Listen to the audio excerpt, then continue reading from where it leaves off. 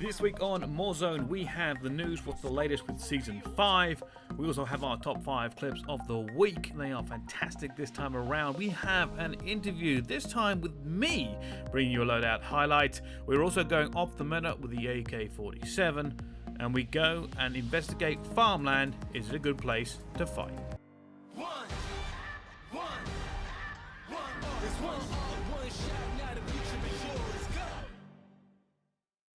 Hello and welcome to Morezone, everything Call of Duty, Warzone and more. I am your host, Alan Bryce, and I'll be bringing you through all the action in this episode.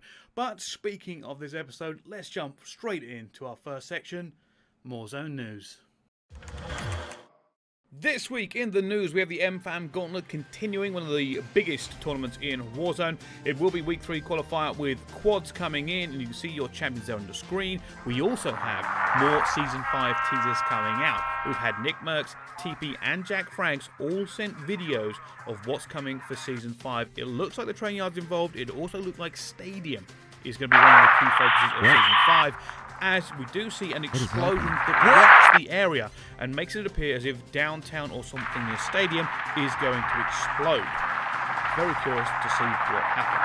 But more importantly, a letter has come out from something called the Shadow Company, and that seems to be playing a big part in Season 5 to come. Also in the news, the weekend Warzone took place in CDL Toronto this weekend. The pro players threw down in a quad kill race with Dallas Empire coming out on top, managing to beat Optic Gaming just to the post by getting the last points for winning the map. CDL Toronto was the big homestand this weekend, and Toronto Ultra actually, as the host, end up winning their event, taking down Atlanta FaZe in the final Grade 2 piece from Methods, and they walk away the victor, putting them in good stead for the postseason. Not the only thing for Toronto Ultra, as they do actually announce a big tournament from themselves, a 100k tournament, details to be revealed at a later date, but we are all looking forward to it, and that is the news. Well, there you go, Morezone news and lots of CDL Toronto coming straight forward. Toronto Ultra doing great at the weekend and also great Warzone tournaments to come. But speaking of great, it's time now for our top 5 clips. And if you want to submit them, you can on Twitter. It's the Morezone. On Reddit, it's r/Morezone. Feel free to send either a Twitch clip or a YouTube link straight to either of those and we'll get them. But without further ado, here they are.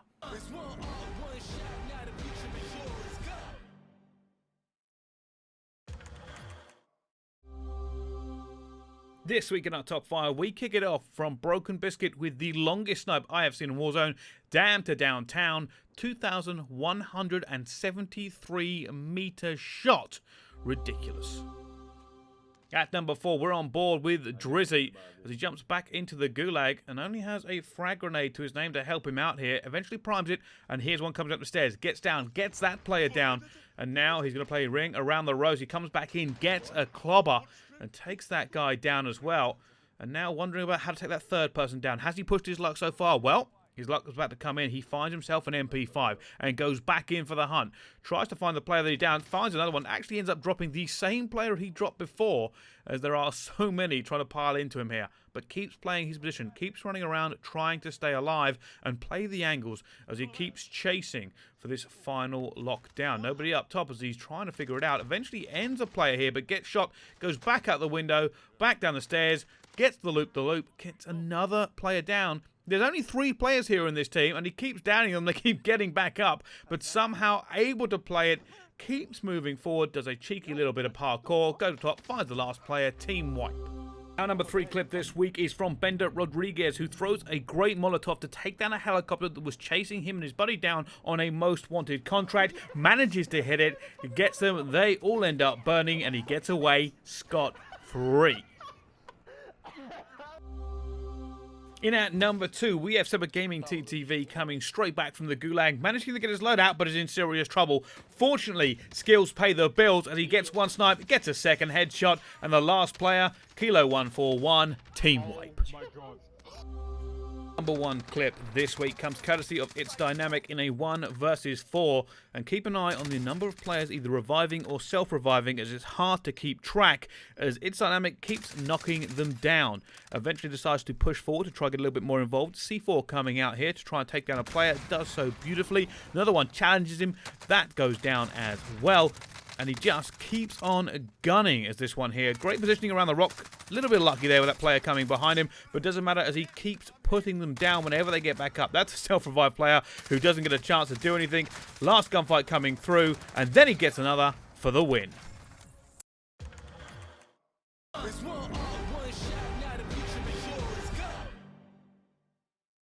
Wow, that was certainly fantastic top 5 clips this week. Unbelievable plays and some things I've certainly not seen in Verdansk before.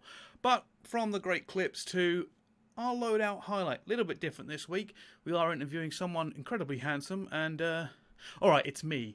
I'm going to give you my best loadout for Verdansk this time around. Okay, this week it's just me. But I'm going to take you through what I think is probably the best loadout and why in Warzone at the moment. So we start with the Bruen. Once you get to unlocking this gun, and I know it can be a grind, there is nothing quite like it. Basically 0 recoil, and it hits like a monster.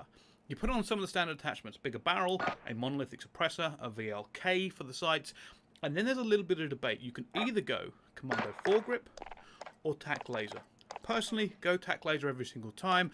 One of the biggest problems with this gun is its ADS speed, and you want that extra speed. And the last thing is obviously 60 round mags.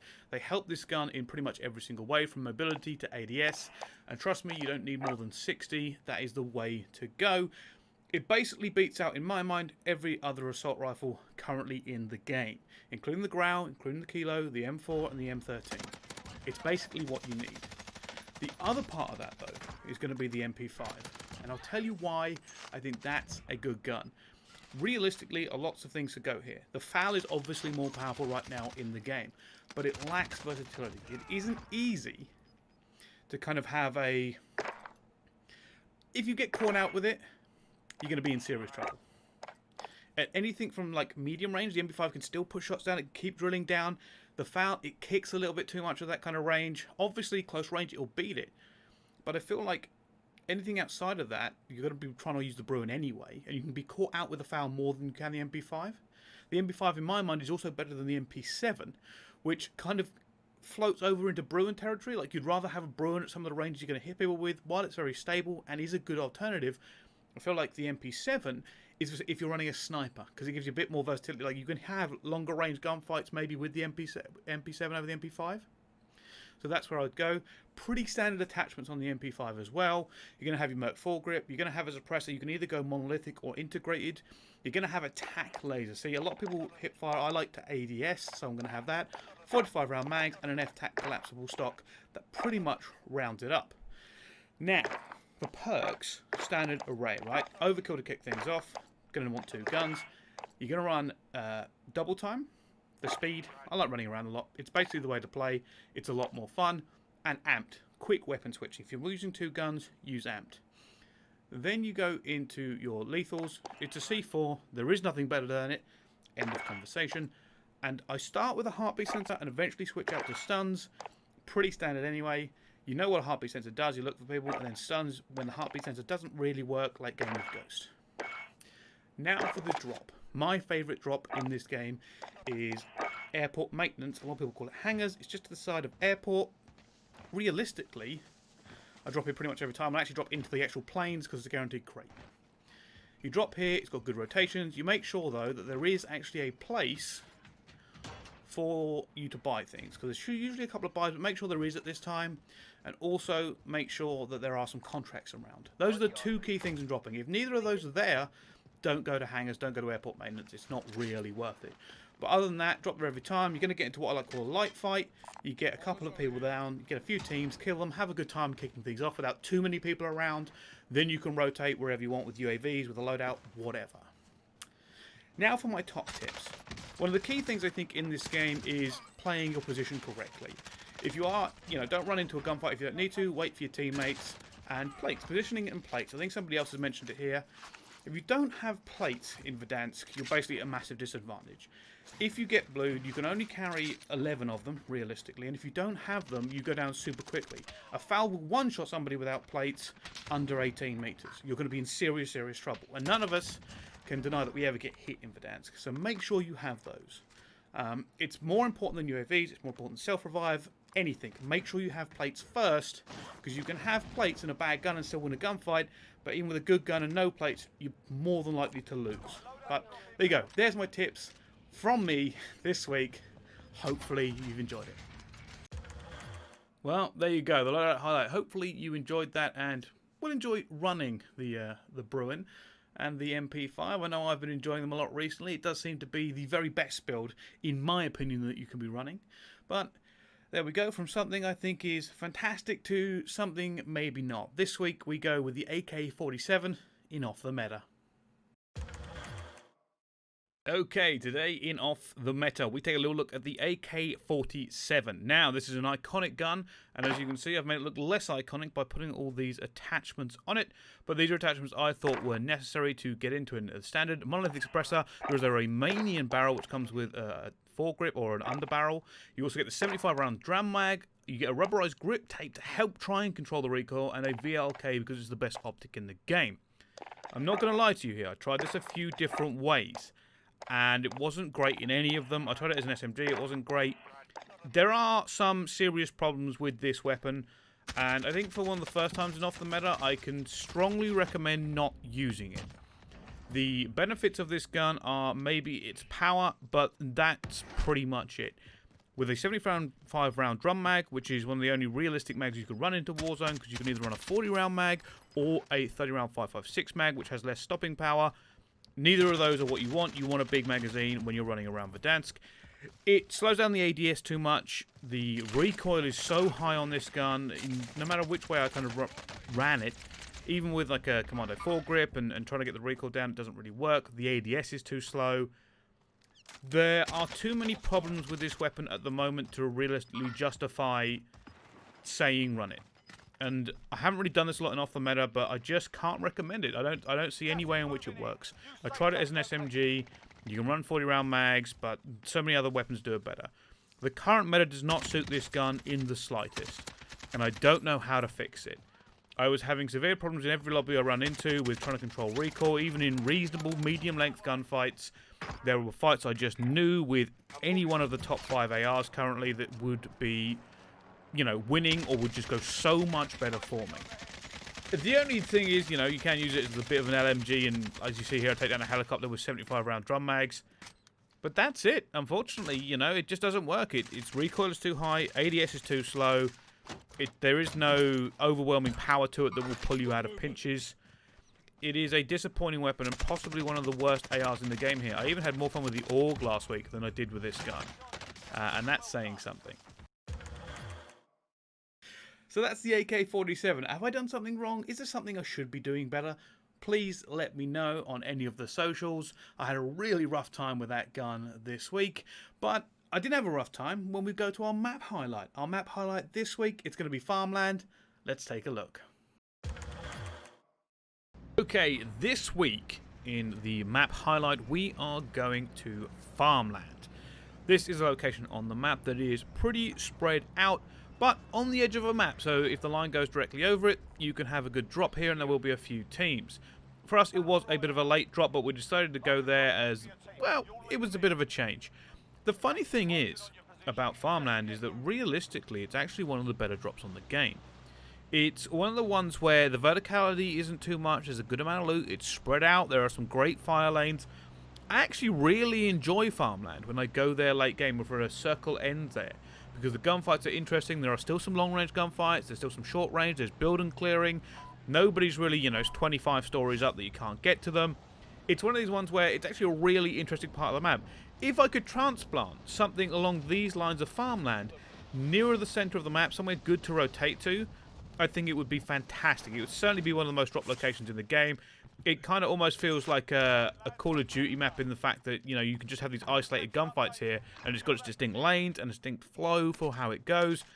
My recommendation for it, though, is basically just play it however you want. You know, you've got this great mix of you know, close and range gunfights. When you drop into it, get yourself a gun, watch out for some people in the buildings. It's always a good idea to have your teammates around you anyway, but it's nothing too specific because it has these opportunities of, you know, you can push, you can explore a bit, you can get some loot. There are usually a buy station nearby. The only negative to this area is rotating out of it. If you rotate towards downtown or towards stadium or towards prison, it's a lot of open ground. There won't be an awful lot going on. So later in the game, fantastic area with a small circle. Start of the game, the long rotations will be a problem. But that's it, realistically, you know. If you don't mind a long rotation or you want a quieter start, make sure there's a buy station here. Make sure there's some contracts in the area so you've got something to do.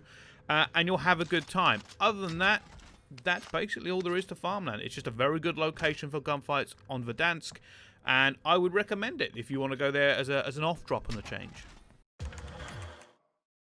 Well, there you go, Farmland. Very much enjoyed that drop. It does seem to be this kind of great mix of, you know, verticality and lines of sight, which I really do enjoy in Call of Duty, but that's just how it is. Well, that's been this episode for this week, and if there's anything you want to see, anything you want us to know, please hit us on the socials, and of course, submit your top 5 plays, the Morezone on Twitter, and Reddit r/Morezone. Thank you so much for watching. We'll see you next time. One